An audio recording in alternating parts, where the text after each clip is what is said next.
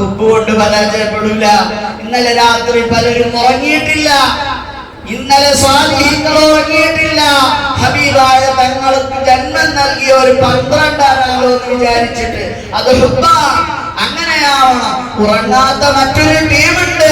ഇങ്ങനെ നബിതങ്ങളോട് ഹുബ്ബുള്ളത് കൊണ്ട് ഉറങ്ങാത്ത ആളുകൾ ആലോചിച്ചിട്ട് അസ്വസ്ഥതയായി ഉറങ്ങാത്ത വേറെ കുറെ ആൾക്കാരുണ്ട്.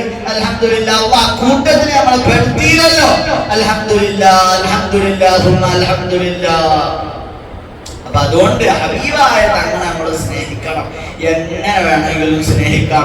ഒരു മുഅ്മിനായ മനുഷ്യന് ഒരു നന്മ ചെയ്യാൻ ഹബീബായ തങ്ങളിലൂടെ അല്ലാതെ സാധിക്കൂല. ഒരു മുഅ്മിനായ മനുഷ്യൻ ചെയ്യുന്ന ജീവിക്കുന്ന ഓരോ സെക്കൻഡുകളും അവിടെ കൽപ്പനയാണ്, അവിടുത്തെ ജീവിതമാണ്, അവിടുത്തെ അനുവാദമാണ്.